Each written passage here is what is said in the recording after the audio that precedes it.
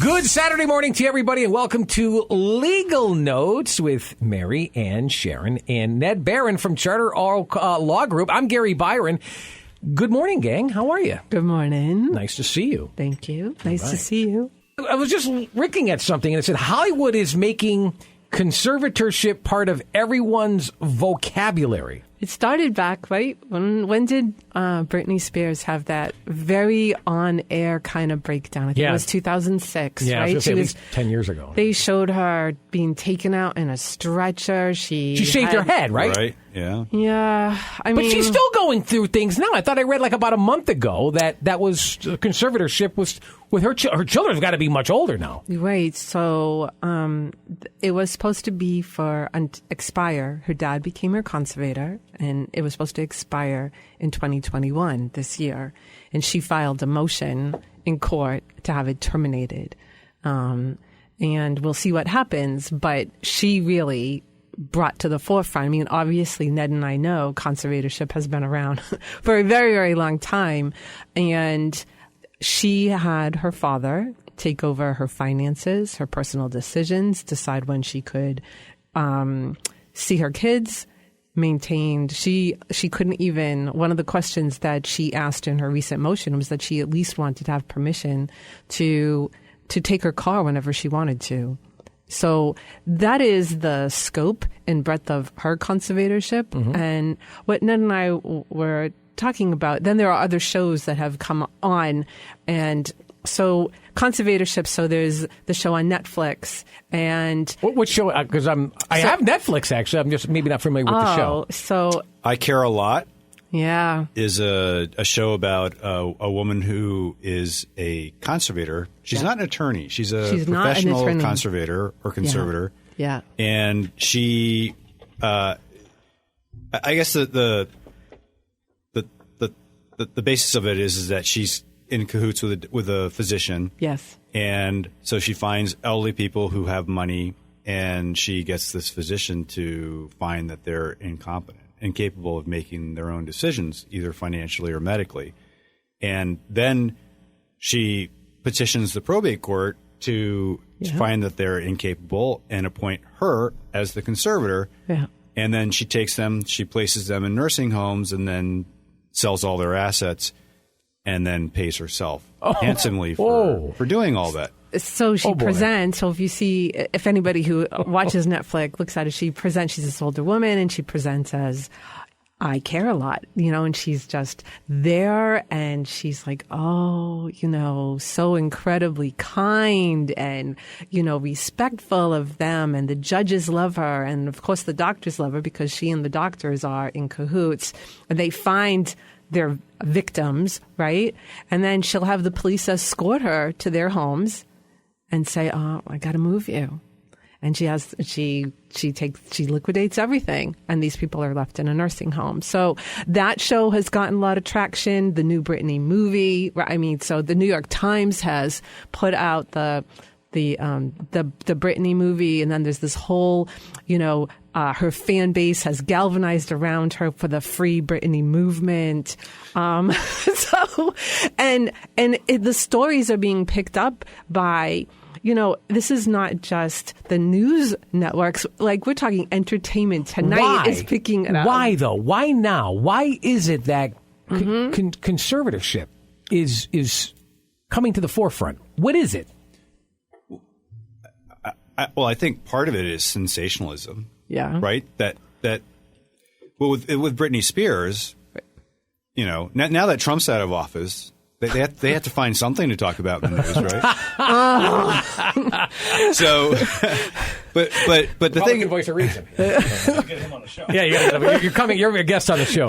But the thing about Britney Spears is that it's just coming to the forefront because she's now trying to be restored, and that's what happens when somebody goes back to the probate court who has been conserved, has been found to be incapable, mentally incapable, right? Yes. Yeah. And so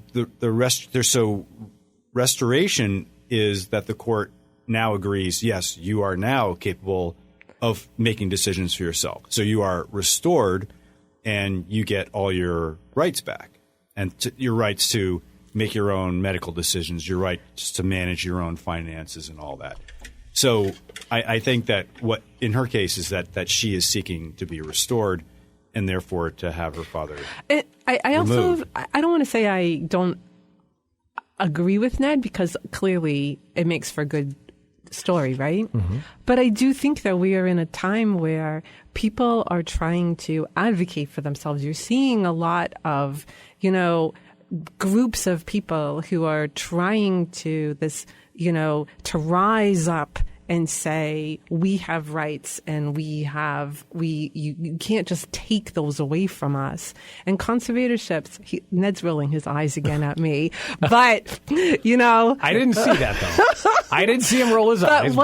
But what's happening, conservatorships, and maybe Ned and I need to really just address with you what conservatorship actually is, but you lose your rights. They are taken away ostensibly for good reason because you no longer have the ability to manage your finances or appropriately take care of your life decisions. But, like I said, the New York Times has been running articles about people who have had their rights taken away from them unnecessarily. Connecticut, don't forget, in 2017, because of something horrible that happened to an older man who was actually visiting Connecticut and he got placed in a nursing home under conservatorship. Connecticut actually changed its entire law as a result of incidents like this. And so these things are rising and I think people are paying attention to it. What's interesting is that, I listened to you, for several weeks, and we've been really predominantly discussing elderly, senior citizens when you reach a certain age. That's right. But this is a different angle. Yeah. We talk about Hollywood, you talk about Britney Spears, you're talking about people really of any age. She was 26. She was 26 years old when she was conserved. But mentally unstable and unable to not only care for herself, but her children. And I think that's an angle that we really, really haven't even touched the surface on. And I'm sure there's like an onion and just many layers to peel back. I would imagine it gets very complicated because there is the possibility, and you referenced this already this morning, that somebody could, I guess, be healed. Yeah, you can be restored. Restored, right? Okay. So think about somebody who did have a nervous breakdown, for example, or was not taking medication who needed to be medicated, or maybe had a seizure. Right? Those are things that a seizure, for example, some things can temporarily disable someone, and you could have a conservator step up during a period of disability. Right? Mm. And so. And then somebody who, I have had, I had a long time ago, I did do a restoration hearing for someone. She actually had a multiple personality disorder. She was hearing voices. So she had documented, her doctors had documented the several different voices or personalities that she had had. And after, in her case, a round of ECT, the voices abated. Okay. And shock treatment is what you're talking about. Correct. Yeah. It was shock treatment. Oh. And, but we were able to restore her back to capacity. And it was like a time of celebration and for her. And, so we have certainly, Ned and I have seen, whether it's people who are temporarily disabled or in her case, she has a legitimate mental illness, but was able to be stabilized enough that she could have her life back, so to speak. So can you undo all of the paperwork and all the work that you put in with your client and I'm imagining of any age, can you undo that where they then can take control of their own lives and their own life in the lives of their children? Does it, in other words, is there an expiration date on this document where you are the conservator or they've relinquished conservatorship to someone else, and then that as they heal, as they get better, to use the word you used a moment ago, to restore the restoration. To restore, right, the restoration, and then is that document or all the paperwork that they filled out for conservatorship then expired once they take control of their life back? Well, there is a process that has to be gone through. Yeah. So once a person has been found by a probate court to be incapable of managing their own affairs, then there's no expiration date on that finding by the court. Right. So the presumption is that it's permanent. Hence, and like the Britney Spears case, where she's going back in there to fight Right. to get it back because it is permanent. Right. Well, so that's the presumption, but then the conserved person can go back to court. I mean, well, first of all, in Connecticut, there is, at a minimum, there's an annual review. Correct. Thank you. So that the conservator is required to file with the probate court a report every year to explain to the court what they have done, how much what they've needed to assist and all that.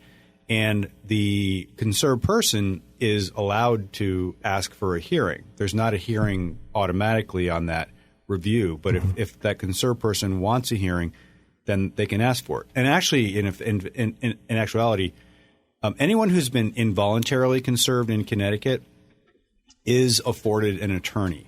Yes. So if they can't provide for their own attorney, which is, I think, in most cases, that the court will appoint an attorney to represent them. So to represent the person who's the subject of that conservatorship proceeding, to represent their interests. And to represent their wishes. Well, I'm glad you're doing this because a lot of people don't even know, and myself included, what exactly a conservatorship even is. They've heard it, as you've just referenced, but they don't know the real details of this. So, no, I don't mean to interrupt you. I'm glad that you're bringing this up. So there's two forms. Ned was just talking about an involuntary conservatorship. Britney Spears was involuntarily conserved. Right. So that means that a doctor... Right. So her father brought the application, someone in a family or someone brings an application and says that the individual does not lacks capacity, has the inability to manage their own affairs, whether it be financial or personal. OK. And there is a physician. So we just talked about that TV show on Netflix about, I Care a Lot. There's a physician who has to evaluate the person's capabilities. Right. That report becomes an exhibit or evidence to demonstrate that the individual does not have capacity. So that's an involuntary conservatorship. That's what Ned was just talking about. And then there are voluntary conservatorships. And you want to distinguish? Sure. Well, voluntary is kind of what it sounds like. It's where the person who is the subject of the conservatorship proceeding voluntarily petitions the court and asks the court to appoint somebody to help them with their financial or medical or both decision making. So that typically that happens when it's an older person who is starting to fail. Is needing assistance. You just answered my next question. But Okay. Yeah. No. I was going to ask you who would do that, but you just answered it. In my case, I had a professional colleague, who was diagnosed with early onset dementia, and she came to me in the early stages. But how often does that occur? Oh, it happens more regularly than you think. Because that way, there's no finding of incapacity. So you can go back to court. Well, actually, you can terminate it with 30 days notice. So that's much more appealing to people. And so it happens. I don't know. I want to say, at least in our experience, my experience, I want to say 40% of the time of my conservatorships are voluntary. Well, I think part of the reason for that is that when there is, when there is a petition for an involuntary conservatorship, one of the things that happens is that the attorney for the person who's the subject of that conservatorship proceeding is going to speak with the client, and they are going to look at what are the facts that are being presented and all that. And I'm sure Marianne has had this experience too, but I've had numerous times where the person who's the subject of the involuntary conservatorship, as a way to maintain some control over their lives, files a voluntary petition with the probate court to say, I want somebody appointed to voluntarily, I'm voluntarily asking for help, and I want it to be this person. The conservator to be this person. And unless there was evidence presented in the court to show that proposed conservator was inappropriate for the position, the court would appoint who that person wanted. So, in effect, I mean, our laws do state that voluntary conservator has basically the same authorities as an involuntary conservator, but it does tend to make the conserved person feel better knowing that, well, if they really didn't like this person, they could send a letter to the court saying, I want this voluntary conservatorship terminated, and if nothing is done, the court, it automatically terminates in 30 days. Yeah, so in Connecticut, I don't know what it is in California where Britney Spears lives, but in Connecticut, a voluntary conservatorship, once an individual submits a letter to the probate court requesting termination, it is automatically terminated. Just for a voluntary. Just for voluntary, yeah. And then an involuntary. Well, an involuntary. So not only is there that annual review, but the conserved person can petition the court at any time to be restored or to try and terminate the conservatorship. Mm-hmm. I think that kind of as a rule of thumb that I mean, Marion and I. It's tough to overturn it, though, right? Well, you kind of the burden is on you then, as the conserved person, to present evidence to the court to show that you have, that you've been restored, that you are capable of managing your own affairs. And I've been involved in cases as an attorney representing a conserved person and also as a conservator where the person is there's just no way. There's nothing that they've done to show that, over the last, let's say, 6 months, to show that they have been restored, that their patterns are still, that were present are still, that caused the conservatorship in the first place are still present. That the erratic behavior, the, spending money, badly, so using. If we talk about someone who has mental illness, for example, all right, they can, if they become very diligent and take their medication and they are compliant, then they can get a job and they can be reintegrated back into the community and certainly be restored. For somebody who's older, who has dementia, for example, generally it doesn't reverse itself, right? So an older person who's conserved, for the most part, I have not seen anyone who's had a conservatorship removed. Well, I did have one. I can't mention her name on the air, but she was one tough cookie, and it was very important to her to have the involuntary removed. And so what she did is she went to court and said, I would let Marianne continue to be my conservator, but on a voluntary basis. All right. So that was how the finding of incapacity was removed. And that was very important to her. And she ended up passing away. She was just about 100 when she died. Oh, wow. And she was just one tough cookie. And so that was how we kind of did the restoration to spare, because it's an actual trial, it's an actual hearing. You have to present evidence. And so, the person who's conserved has to say, look, these are my new medical records. This shows you that I've been compliant. This shows you that I have managed my allowance, because so as a conservator, Ned and I would, maybe come to an agreement with someone that, okay, you can buy your own groceries, right? We would give them an allowance every week or every month or something like that. And I can do this. And then Marianne has allowed me to take on additional things, and I have been doing it well. And so, and then other people might be testifying at the hearing. But that's how a restoration hearing is going to go forward. But I want to say the important piece, of course, is the doctor's testimony. Folks, you are listening to Legal Notes with Marianne Charron and Ned Barron from Charter Oak Law Group. I'm Gary Byron. How about laws? Do laws change on a yearly basis like tax laws do, or when it comes to conservatorships or anything like this? Well, as Marianne had explained earlier, that our Connecticut laws regarding conservatorships was overhauled in 2017. 2007. Sorry.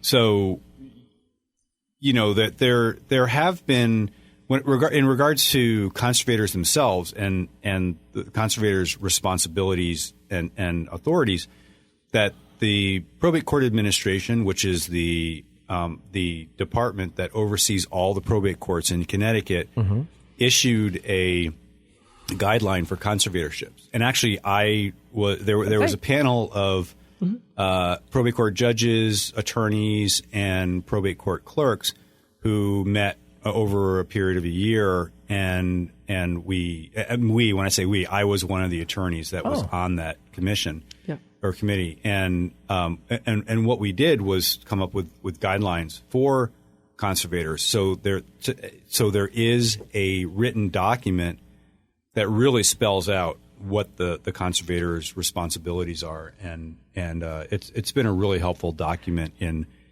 giving not only attorney conservators but also non-attorney conservators guidelines and family members guidelines. So in 2007, the law changed when the probate administration decided to have this committee so that it provided appropriate and I want to say better guidelines for conservators.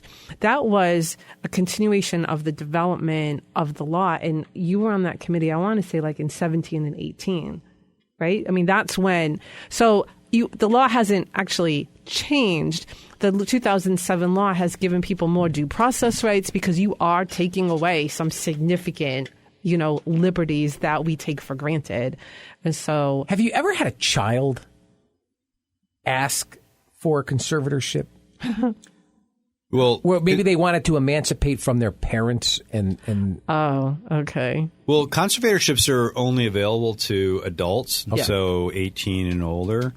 I actually still am involved in a conservatorship where I am the conservator of someone who was 18 when he was originally conserved. He's now 29, I think, almost 30. Okay. And a long time. Yeah, really interesting story. He was from New Jersey, grew up in the projects in Jersey City, New Jersey. Came from an abusive family. The father left. The mother was a heroin addict, and he had a sister, and he had a head injury as a child. The story was he fell off a swing on a playground when he was. Not too sure that was the story, but what the truth. But anyway, he ended up in Connecticut. It would be the Department of Developmental Services. So it's for people with developmental disabilities. He ended up in that process in New Jersey, and he was kind of in a boarding school and all that. And making a long story short, his sister was living in Danbury. He AWOL'd from his program, moved to Danbury to live with his sister in this studio apartment, and the sister's boyfriend. And he also had a big chunk of money that Social Security was saving for him because he was disabled. So I think it was about $15,000. And now that he was emancipated from them, he was 18 now, emancipated from the New Jersey system, he his sister helped him to get that $15,000. She also helped him spend it over 30 days, or helped herself to spending it over 30 days, and then kicked him out of the house. Oh, so he he became homeless, and so he was picked up in the streets of Danbury, and ended up in the hospital in the psych ward, and that's where the whole process started with conservatorship and all that. What scares me in listening to this is that you lose a lot of your rights. Yeah. Without really a way to obtain them back. Unless you eliminate the conservatorship, Correct. which you have to jump through a lot of hoops, it sounds like. Well, that's not entirely true, because one of the core principles of a conservatorship is the role of a conservator is supposed to be the least restrictive means. So to the extent that a conserved person can manage their own affairs, that they are supposed to be allowed to do that. So, for example, with this gentleman, now he is in our DDS system here, Department of Developmental Services. He lives in a group home, but when it comes to medical decision making, and he's got some complex medical issues, but the thing is I always talk to him about the medical decisions that need to be made, and want to give him as much room to make his own decisions, right, through speaking with his doctor and myself and talking it over, I never would feel comfortable just blindly saying to the doctor, oh, yeah, I want you to do this, without getting the agreement from the concerned person. Sure. So to the extent that he can make those decisions for himself, I'm always encouraging to do that. But that was part of, in 2017, when Ned was part of that commission, that was absolutely the development of the least restrictive means. I mean, there needed to be guideposts for people who are conservators, right. because people like Ned and I, who are attorneys who know what least restrictive means are, family members don't. And there absolutely are the saddest stories that exist about family members who become conservator, acting out of love, supposedly, who have just done wrong by some individuals. But, you know, it can also rip a family apart. Absolutely. And you must have, you know, I mean, we're running out of time. I got about a minute and a half, and I want to do my outro for you. But I can just imagine how people end up taking sides, and it just causing a huge rift. You know, between you talk about the elderly in previous weeks, but now you're talking about somebody younger with a conservatorship, where I don't know how you. I mean, that's why you're professionals. That's why you're attorneys. This is why you've chosen this area. But it's got to be extremely tough, folks. If you've got questions or concerns, or maybe just an inquiry regarding a conservatorship, and I don't see how you couldn't, because I got to tell you, I mean, there's a lot of questions that just can't get answered in the little amount of time that we were able to share this morning. What I'd like for you to do is contact Charter Oak Law. You can speak with both Mary Ann Charron and or Ned Barron. Very easy to do so. It's by calling them at 860-570-1229.